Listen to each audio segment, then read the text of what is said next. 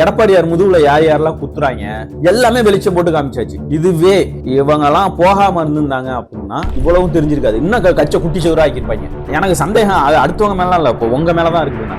அப்ப எல்லாமே நீங்க பர்ஃபெக்டா பிளான் பண்ணிட்டு போறீங்க அப்படின்னா அப்ப நீங்கள் யார்? உங்களுக்கு என்ன பேர் வைக்கலாம்? இந்த எலெக்ஷன்ல ஒருத்தருக்கு கஷ்டம் வரும்போது தான் தெரியுமா நம்ம கட்சை சிதைக்கிறதுக்கு தான் நீங்க வேலையை பார்த்துப்பாங்க. கட்சை விட்டு போறதும் நல்லது. போனவர்களுக்கும் நன்றி, இப்போ போனவர்களுக்கும் நன்றி, இனிமேல் போறவர்களுக்கும் நன்றி.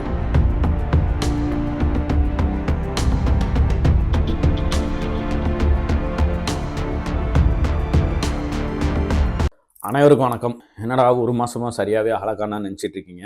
கொஞ்சம் வேலை சுமைகள் காரணமாக தான் நம்மளால வீடியோ போட முடியல. அது இல்லாமல் சட்டமன்ற கூட்டத்தோட நடந்துச்சு.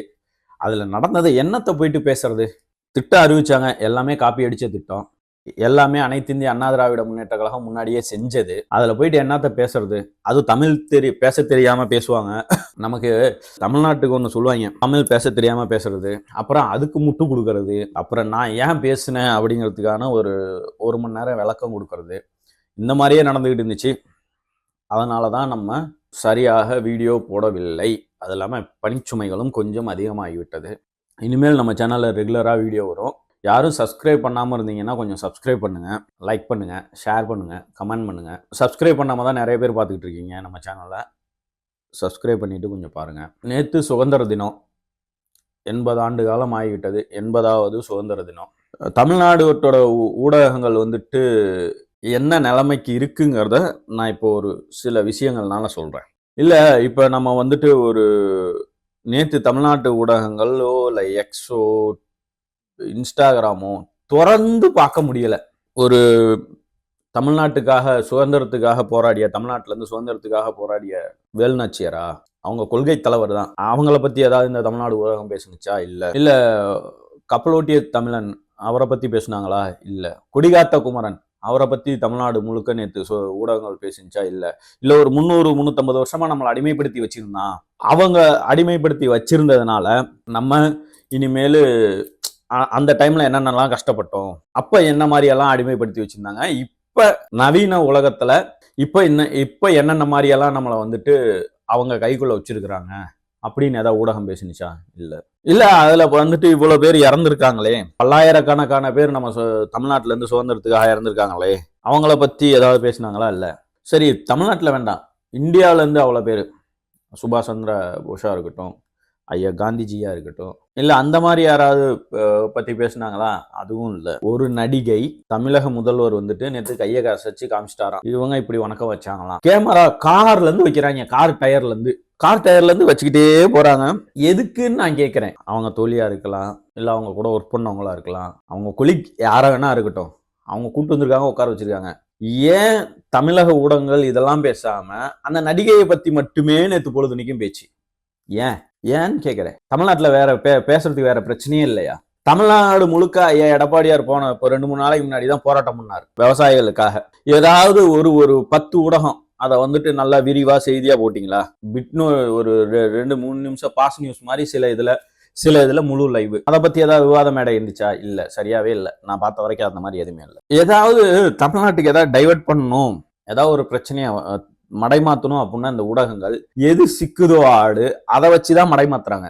அண்ணன் சிங்கை ராமச்சந்திரன், இன்னமும் உங்க மேல நான் அவ்வளோ மரியாதை வச்சிருந்தேன். உங்களை ரொம்ப நாளா ஃபாலோ பண்ணிக்கிட்டு இருக்கேன்.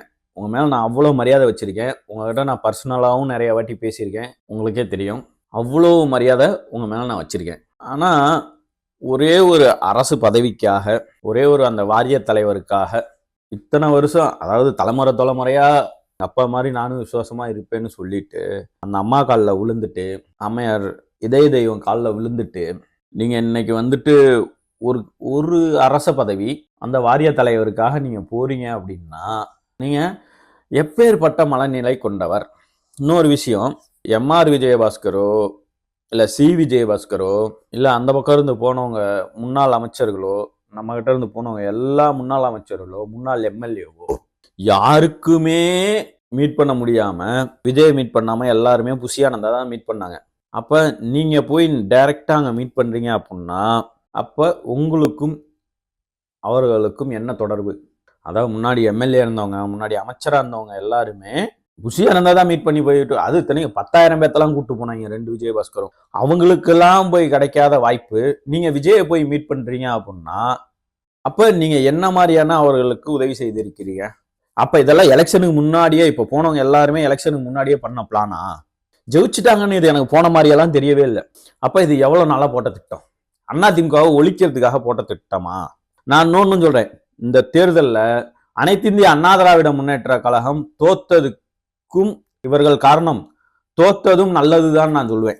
என்னைய பொறுத்த வரைக்கும் இந்த எலெக்ஷன்ல அனைத்து இந்திய அண்ணா திராவிட முன்னேற்ற கழகம் தோல்வியுற்றதுக்கு மிகவும் மிகவும் மிகவும் அனைத்து இந்திய அண்ணா திராவிட முன்னேற்ற கழகத்திற்கு நன்மையே.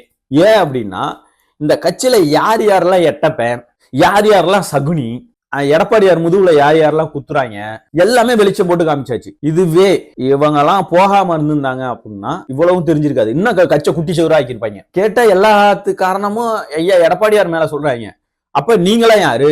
ஒரு அரசு பதவிக்காக தமிழ்நாடு மாணவர் அணியில இருந்த பொறுப்புல இருந்த நீங்க போறீங்க அப்படின்னா, மாணவர் அணி செயலாளரா நீங்க போறீங்க அப்படின்னா, மாநில செயலாளரா இருந்த நீங்க போறீங்க அப்படின்னா, இது என்னமோ ஒரே நாள்ல போட்ட திட்டம்லாம் கிடையாது. இது பல நாட்களாக. அப்ப எலெக்ஷன்ல தோத்ததுக்கு நீங்க தான் காரணம். ஒத்துக்கிறீங்களா? போனவர்கள் எல்லாருமே ஒழுங்கா வேலை பார்க்கல.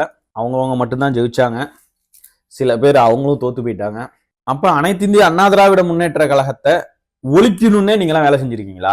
எனக்கு சந்தேகம் அது அடுத்தவங்க மேலாம் இல்ல, இப்போ உங்க மேலதான் இருக்குது. நான் அப்ப எல்லாமே நீங்க பர்ஃபெக்டா பிளான் பண்ணிட்டு போறீங்க அப்படின்னா, அப்ப நீங்கள் யார்? உங்களுக்கு என்ன பேர் வைக்கலாம்? இந்த எலெக்ஷன்ல ஒருத்தருக்கு கஷ்டம் வரும்போது தான் தெரியுமா, கொஞ்சம் ஒருத்தர் நொடிச்சு போகும்போது தான் தெரியுமா அவங்க கூட பழகுனவங்க, சொந்தக்காரங்க, அவங்க ரியல் ஃபேஸ் என்னன்னு. அதே மாதிரிதான் அனைத்து இந்திய அண்ணா திராவிட முன்னேற்ற கழகம் தோத்ததுக்கு அப்புறம் தான் தெரியுது கட்சியில உள்ள யார் யாரெல்லாம் எட்டப்பே, யார் யாரெல்லாம் சகுனின்னு. ஒரு சிலர் சொல்றாங்க பிரிஞ்சவங்களை சேர்த்தாதான் கட்சி வலுப்படுத்தணும், பொதுக்குழுவை கூட்டணும், செயற்குழுவை கூட்டணும்லாம் ஒருத்தர் அள்ளி விட்டுட்டு இருக்காரு.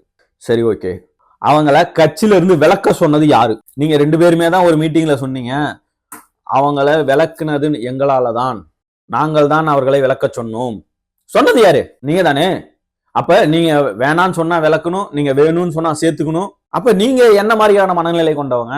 நானு அனைத்து இந்திய அண்ணா திராவிட முன்னேற்ற கழகத்துல இந்த எலெக்ஷன் முடிஞ்சோட்டி, விஜய்க்கு வாக்களிச்சோட்டி, அசம்பிளியில விஜய்க்கு வாக்குப்பட்டோட்டி, நான் நிறைய பேர்த்த வந்துட்டு யார் யாரெல்லாம் நல்லவங்கன்னு நினைச்சனோ அவங்க அவ்வளோ பேரும் நான் நினைச்சதுக்கு ஆப்போசிட்டா இருக்காங்க. நான் யார் யாரெல்லாம் கெட்டவங்கன்னு நினைச்சனோ அவங்க அத்தனை பேரும் நல்லவங்களா இருக்காங்க. ஆனா இந்த தோல்வி மட்டும் வரல அப்படின்னா இவங்க எல்லாம் இன்னும் கட்சிக்குள்ள இருந்து நம்மளை வந்துட்டு இன்னமும் நம்ம கட்சியை சிதைக்கிறதுக்கு தான் இவங்க வேலையை பார்த்துருப்பாங்க. கட்சியை விட்டு போறதும் நல்லது. போனவர்களுக்கும் நன்றி, இப்போ போனவர்களுக்கும் நன்றி, இனிமேல் போறவர்களுக்கும் நன்றி. ரைட்டா? கட்சியை எங்களுக்கு பார்த்துக்க தெரியும். இது இப்ப சொல்றேன், இது எங்க கட்சி. அனைத்து இந்திய அண்ணா திராவிட முன்னேற்ற கழகம் இது எங்க கட்சி. நாங்க பார்த்துக்கிறோம். சரிங்களா? நன்றி.